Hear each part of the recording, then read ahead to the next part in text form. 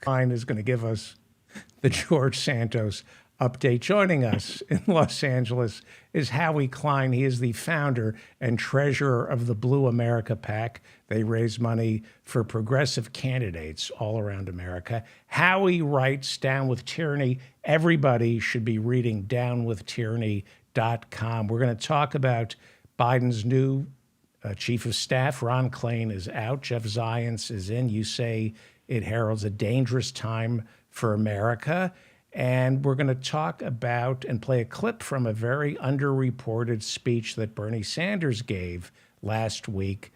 Really important. I'm glad you wrote about that over at Down with Tyranny. But first, let's do the latest on George Santos.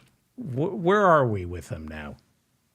Well, it's funny when you say the latest, because that's going to depend on when people are listening to this, because there's new stuff happening all the time. So, I mean, you know, it's funny. Last week when I was asking people, since all I write about is George Santos now, I may change the name of the blog from Down with Tyranny to Down with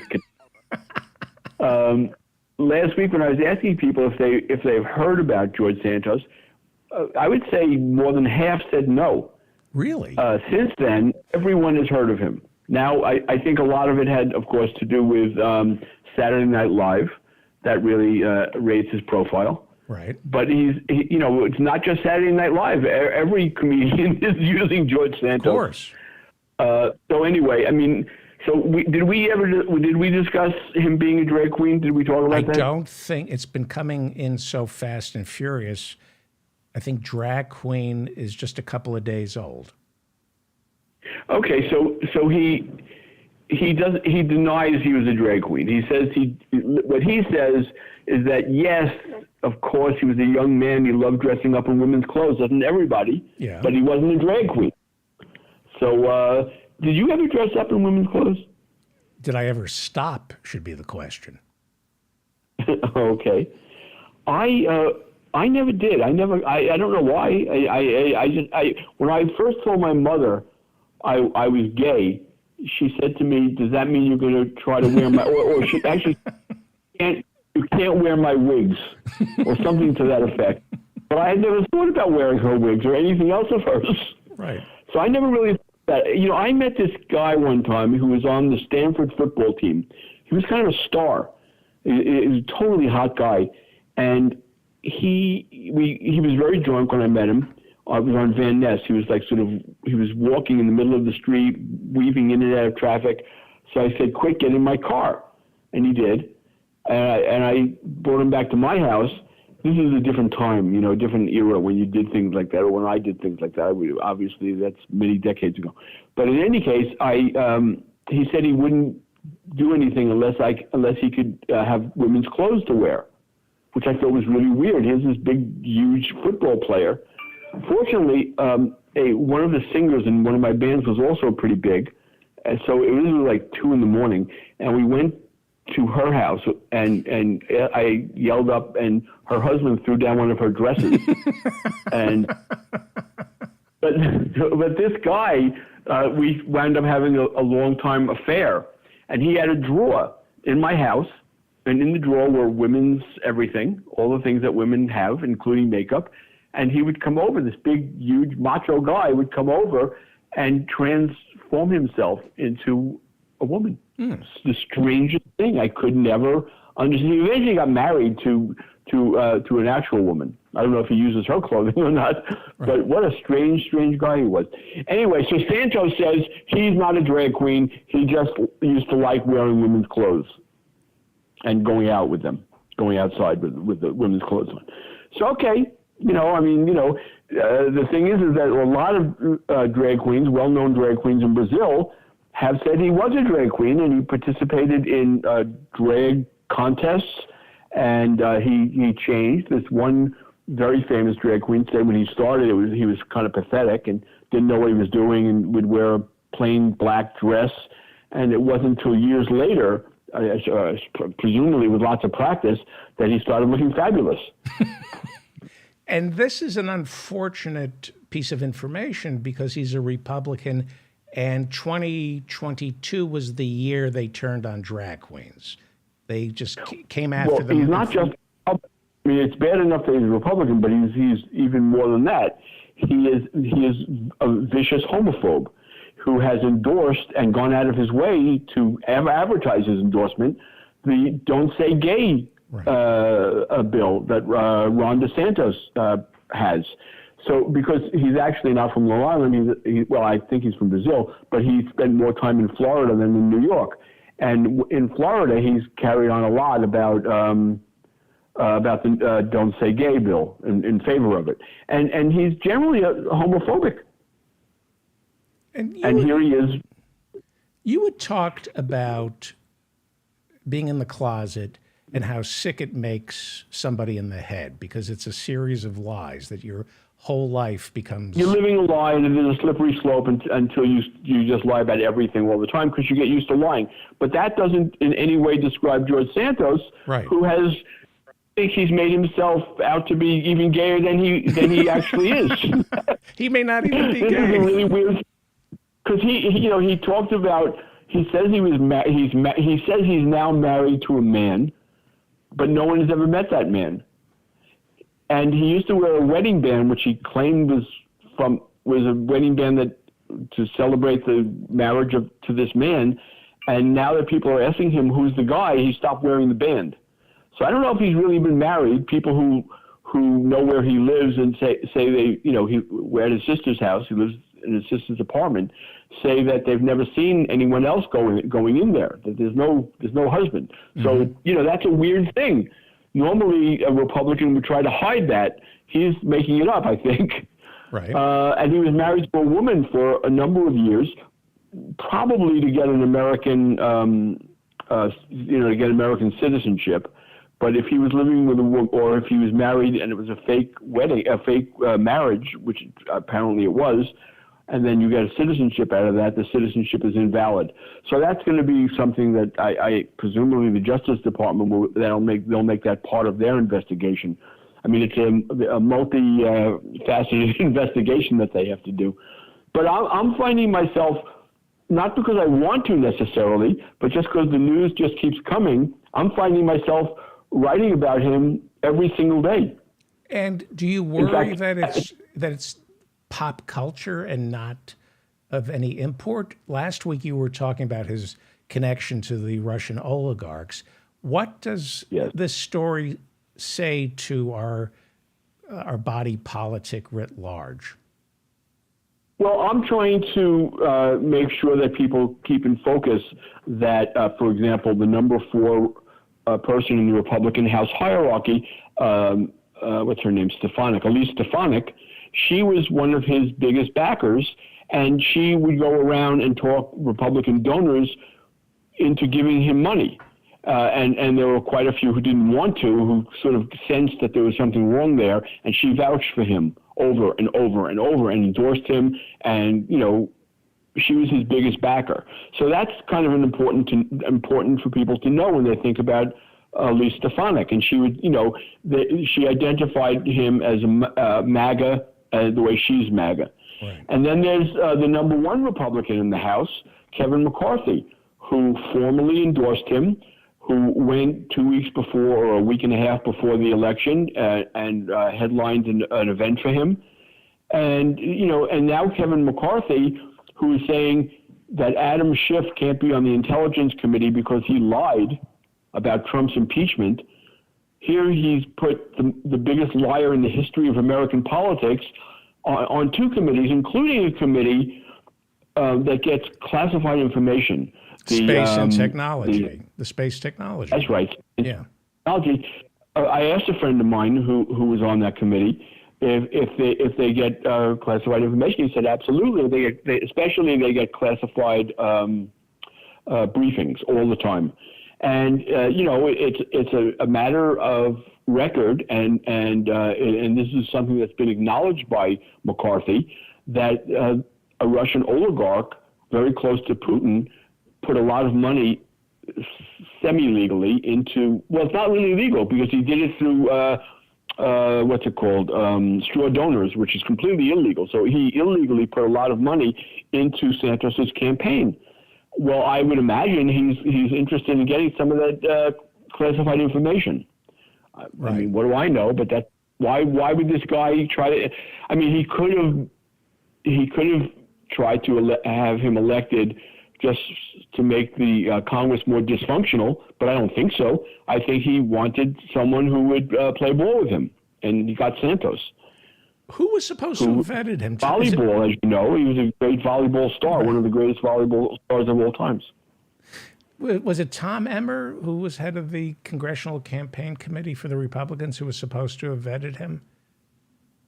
No, it was Tom Emmer was the head of the NRCC, but who should have vetted him even more was the DCCC. That's their job, is to vet him. Yes, Republicans should have as well. But I would say, let's put that at 25%, and 75% of the problem there is DCCC. They should have been the ones to vet him, and they did a piss poor job. And the pathetic candidate who ran against him, Robert Zimmerman, also did a piss poor job. Did nothing. Did no vetting at all. That is. And now the people, a poll shows that overwhelmingly the people of New York want him out. Overwhelmingly. But the thing that really interested me in this poll the most was that, the Democrats want him out like, I don't know, a huge percentage. The Republicans want him out at an even bigger percentage than that. They want him out even more. And if he's out, then there has to be a special election. Nobody's appointed. Right. If he's out, there's a special election, in which case there is a state senator, I can't remember his name, I'm not in my computer right now, who will run. He wants to run. But I would bet that Tom Suozzi, who was the incumbent and left the job to run for governor, I believe he'll run again as well. So the two candidates are picked by the party, so there's no primary. There's no doubt in my mind that the Republicans will pick the state senator and that the Democrats will pick Suozzi. And Suozzi already beat the state senator when this guy ran against him once before. Suozzi is extremely popular in that district. He was the Nassau County executive for a long time. People really, really like him a lot. So I would imagine if he runs, and I think he will, it'll be a landslide. Okay. It's a slightly Democratic district. It's just that the Democrats nominated the most pathetic imaginable candidate last time, and everything was going in the direction in that area, in Long Island in general. Everything was going in the direction for a Republican to win, and there was a lot going on. Lee Zeldin was a Republican congressman. He was running for governor. He endorsed Santos, and that helped Santos. And then it really does. It calls their judgment into question. It really does. Well, yes. But really, it's not about judgment so much as about team sports. Mm-hmm. I'm on Team Red, so therefore I'll endorse any Republican. In fact, when somebody called out Stefanik the other day, saying you were his biggest supporter, her spokesman said she supports all Republicans. It wasn't about him specifically. Right. So and that's really the truth. Although she was more for him than she was for anybody else, so that does call out her judgment. But in general, Republicans support Republicans, no matter if they're good or bad, and Democrats do the same thing. They'll support a Democrat whether they're good or bad. And there are plenty of bad ones, just not as bad as Santos. There's never been anyone except for Trump, there's never been anyone like Santos ever. But Trump is very much like Santos. He'll just say anything on the spur of the moment. Doesn't matter what it's anchored in. It doesn't. The truth is not something that a character like Trump or Santos ever thinks about. It doesn't mean anything. So McCarthy said the ethics committee will decide what to do with Santos. Is there an ethics committee anymore in the House? There is. There is. What they got rid of was an organization that was more active. I forgot what it was called. They disabled that. Right, the Office of Congressional Ethics, OCE. So the House ethics situation has been an embarrassment for a very, very long time, and it's still an embarrassment. And, Michael Guest, who I believe is a Republican from Mississippi, was just named to be the chair of the Ethics Committee this morning. And, the Ethics Committee tends to, not always, but they tend to vote along party lines, which is not the way it's supposed to be. The thing is that Santos' case is so high profile that it's going to be very, very difficult not to see this through. Remember, the Attorney General of New York, the District Attorney of Nassau, the District Attorney of Queens County, and the FBI, and as well as the Ethics Committee, are all looking into Santos. So everyone is going to be looking over their shoulder, wanting to not be embarrassed and not be accused of letting him off, knowing that somebody, presumably the Justice Department, is going to find out everything. So go ahead. I was looking this morning on Open Secrets, which is and it's funny. I'll tell you something, David. A kid called me over the weekend. He had emailed me, and I gave him my phone number. And the reason, he said, is he listens to us speaking on this broadcast, and he had questions for me, specific questions. And one of them was, how do you find out where the money comes from, and how these politicians get funded? He wanted specifically to know. So I gave him the information and which websites to go to and everything. And one of those websites is called OpenSecrets.org. And although they get all their information from FEC.gov, they make it easier to follow, than FEC.gov. You have to put a lot of effort into FEC.gov. However, when looking at right now, if you go to OpenSecrets.gov, you can find out where all the independent, supposedly you can find out where all the independent expenditures for Santos came from. And they don't list them. Hundreds of thousands of dollars, if not millions of dollars, were spent on his behalf, and they're not listed there, which means they weren't reported properly. So that's also very, very illegal, by the way. And who is this going to be a big problem for? Because if we get rid of George Santos, does the George Santos problem go away if he leaves Congress? Is it a stubborn problem for the Republicans? You say there's yes, it is a problem because they won't let him go. This is a problem for McCarthy and Stefanik and Emmer. And Scalise, the leadership of the party. They're holding on to this guy. They're literally putting the national security at jeopardy just because they don't have enough votes, and they're afraid if they lose him and the other, I don't know. The other guy got out of the hospital, but I don't know when he's coming back to Congress. The guy who fell off the roof from Florida. Stubbe. Yeah. Right. So they're in jeopardy of losing their functioning majority, and they can't afford to just throw him out just because he's a danger to national security. Right. So Adam Schiff is a liar. He lied about Trump's impeachment. He can't be on the Intelligence Committee. But Santos, welcome. So could you venture a guess? For you as well. Hypothetical. Let's say George Santos gives up. He just says, you know what, I'm going away, hold a special election. Chance that's going to happen. First of all, he needs to keep that committee as a bargaining chip. If when it comes time for him to be sentenced, which is absolutely going to happen, is he going to get 20 years, or can he say, I'll resign from Congress if you make it 5 years? So he's never giving that very, very, very valuable bargaining chip. He won't give that up. So he's looking Second of all, he's looking at campaign never finance. made any money in his life legitimately. So, he's not going to give up that $178,000 a year to do what? To go back to working at a call center? Right. So he's he's back to in drag queen tournaments or whatever they call them, contests. What is he looking at? He's looking at campaign finance fraud, money laundering, illegal donations from Russian oligarchs, cryptocurrency. Yeah. What? And then he's looking at decades in prison for his campaign finance frauds. And if he huge problems. If he turns state's evidence and cooperates with the Justice Department, Who's in trouble? Who do you think would be in trouble? Him.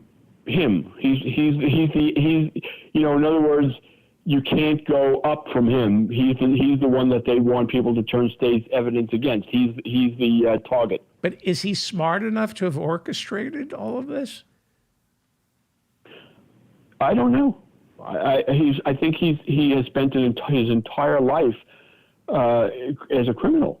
I mean, every single person that he's had contact with says he stole things from them, whether it was a scarf or emptying out someone's bank account. No one is talking about him, and no one comes forward and says what a great guy he is. Everyone comes forward and says, yes, he stole this from me. Yes, he stole my jewelry. Yes, he stole my checkbook. Right. It's all. He's spent an entire life as a criminal, stealing. Right. He really is Trump. He's Trump if he's Trump, less successful version of Trump. Born to a less but successful he wasn't family. Born wealthy. Trump was born wealthy, right. So he started out. I mean, they're both crooks. They're both they're both basically the spawn of Satan. But Trump is worse because he started on a higher level. Right. Right. We're talking with Howie Klein from Down with Tyranny. Everybody should go to Down with Tyranny and read him every day. Can we talk about the shakeup not a shakeup? I think Ron Klain, Biden's chief of staff, is leaving. He wasn't asked to leave. Some people were saying because of the intelligence documents found in the garage. Klain is just burnt out. People don't last as chief of staff, right? It's like a 1-year job, 2 years if you're lucky, right? Right, which is normal. Right. Here's what you wrote. In other words, it's a fairly normal cycle, and he's leaving. He's very, very, very close with Biden. I can't imagine Biden would ask him to leave. I think I don't know that he's burned out, but I would think that's a good guess. This is what you wrote. And he was also as good as you could ever expect from Biden. I think that he was able to. I think he was really a really good chief of staff. I think he did really a great job for Biden and for America. This is what and I'm afraid that the new guy who's coming in is not anything like that. That this is someone who will enable all of Biden's worst instincts. This is just an awful predatory plutocrat. I think that's the best way to think of him. Predatory plutocrat. Jeff Zients. Jeff, yeah. Let me read you what you wrote. You said, I'm a Ron. Oh, please. I'm a Ron. Oh, I just lost it. Hang on. Here we go. I'm a Ron Klain fan. I've had the feeling he took a president potentially nearly as useless as a president could be and salvaged as much as it could be salvaged the first half of his term. That's politically speaking. He was able to get Biden to usher in some major pieces of legislation that just aren't close to enough, right? Yeah, I mean, he has good instincts, and everyone, all the progressives that I know in Congress have all good stuff to say about him. No one has anything negative to say. Even if they didn't get their way, they all felt they got a good hearing from him. They all felt that he was open to their ideas, and so in some cases he accepted them. So I don't hear anything but good stuff about Klain. Okay, and this is what you On the other hand, this is what you wrote about Jeff Zients. Don't expect anything like that from Jeff Zients, his replacement, who is likely to encourage all of Biden's worst conservative instincts. And then you go on to say this is going to be a dangerous time for America. A dangerous time for America. He's that dangerous. We have a senile president, and the chief of staff winds up being the de facto president. It's scary. No one likes to say it out loud, but I feel like America would be a lot safer in Klain's hands than they will be in I don't know how you pronounce his name, Zients. I think it's Zients. Yeah. Okay. Yeah. This is a bad character. This is a guy whose whole career, and remember, he already had something like $150 million before he turned 40. He spent his whole his whole career as a predator, basically preying on sick people. That was his business model, preying on sick people. In healthcare and Yeah. yeah. And finance, healthcare, basically. Okay. So he's the enemy. Not good. All right. Do you I hope I'm wrong. I mean, I really hope I'm wrong in that maybe he'll rise to the challenge, but I don't know that he did when he was in charge of, the pandemic policy. I just get a really bad feeling about the guy. And like I said, I hope I'm wrong about this. But did I read over down with my son is telling me I'm not wrong and that there's a bad situation. Did I read over? And it's dangerous for America because, I don't know that my guess is that he won't do it, but there is a chance that Biden is going to run for president again. And if he does, and he's got a clod like Zients running the show, that means that, DeSantis is going to, not Santos, but DeSantis is going to be the president. Right, right. Well, that would be a great ticket, don't you think? Ron DeSantis and Santos? Yes. Who do you, I guess you were saying over Down with Tyranny that Trump is going to try to run to the left of DeSantis. That's interesting. Well, someone else was saying that. What I was saying is that Trump doesn't have any ideology, so there will be things that he runs to the left on. If it is convenient, things he'll run to the right on. He just wants to run over DeSantis. Whatever it takes is what it takes. And since he'll say anything without thinking, what it means for the future, yeah, some of it will come out to the left, some of it will come out to the right, some of it will be just confusing. But, Trump is going to do all he can to destroy DeSantis, and that'll be satisfying and enjoyable to watch. Mm-hmm. Well, let's turn to a good person, Bernie, who gave a speech last week. He is now chairman of the Pension Committee. He's got a new chairmanship that involves... Right, and pension is part of it. Yeah. He gave a speech, and I'm glad you wrote this because it is the most underreported story, of course, because it's Bernie, the most underreported story of last week. I'm going to play a clip of Bernie's speech last week, and we'll get your comments. And that is the rapidly growing concentration of ownership within our economy. In sector after sector, a handful of giant corporations control what is produced and how much we pay for their products. And by the way, when you talk about inflation, that has a hell of a lot to do with this concentration of ownership. Fourth point, and that is the incredible and dangerous power that billionaires have over our political system. We can hardly be called a vibrant democracy when a handful of the wealthiest people in this country can spend hundreds and hundreds of millions of dollars to elect the candidates they like. That is not democracy. And fifth point, putting it all together, and something we certainly don't discuss in Congress and certainly not in the corporate media.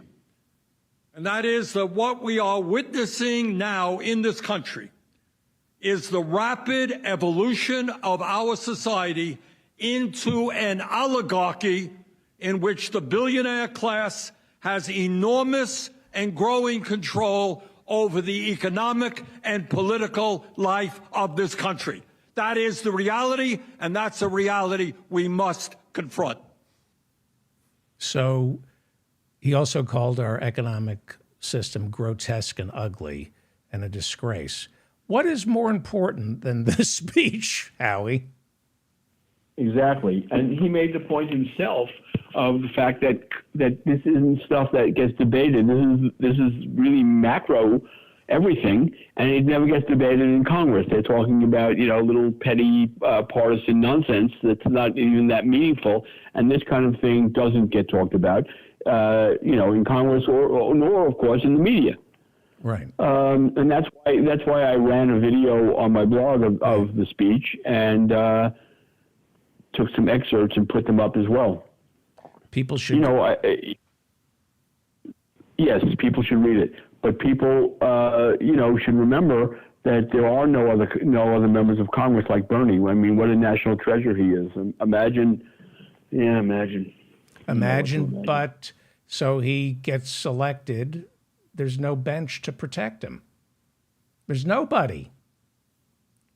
Who would protect him? Sheldon Whitehouse? Pramila What do you mean by Jayapal? protect? Ted Lieu? What do you mean by protect? He would him? be savaged if he somehow got elected president in 2020, the same way Tip O'Neill and Ted Kennedy savaged Jimmy Carter for all the right reasons, because Carter was a neoliberal and Teddy Kennedy and Speaker of the House Tip O'Neill were lefties. They savaged Carter's presidency. The opposite would have been true with Bernie. Pelosi and Schumer would have destroyed Bernie because he's too much of a lefty. I'm not sure about that. That's you talking, not me. I mean, I'm not saying that it's not the case, but I don't know if I would say so. Okay. Is he running? Any chance he would run? Yes, some of the people who you mentioned would very much be on his team. I mean, certainly Pramila Jayapal would be on his team. And I don't remember the other people that you mentioned, but there were some others also who would be.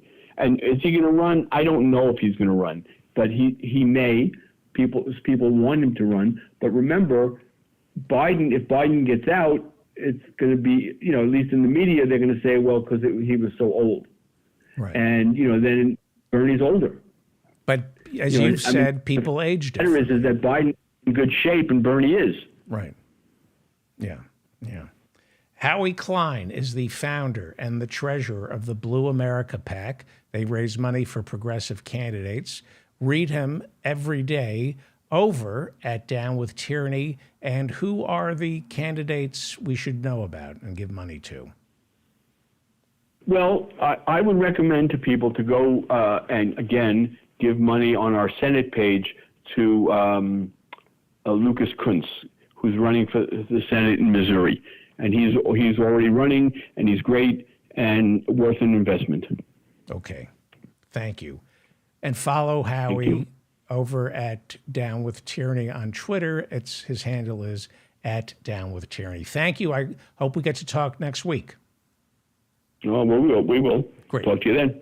Great job. Bye. That's Howie Klein over at Down with Tyranny, and everybody should read him at Down with Tyranny. If you enjoyed this segment of the David Feldman Show, please subscribe to this channel and share it with your friends. That's the best way to help us grow. And I make myself available to all the listeners of my podcast Friday nights at, what is going on there? Friday night at 8 p.m. I'm available to talk to all my listeners.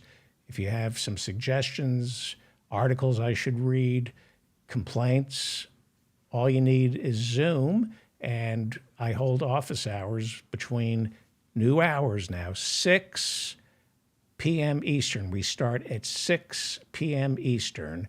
I'll host the first hour or two, and we're figuring out what to do because it used to be at 8 p.m. So I have a feeling this Friday night I'll host the first half hour from 6 to 6:30, and then I'll take over at 8 and go till about 9:30.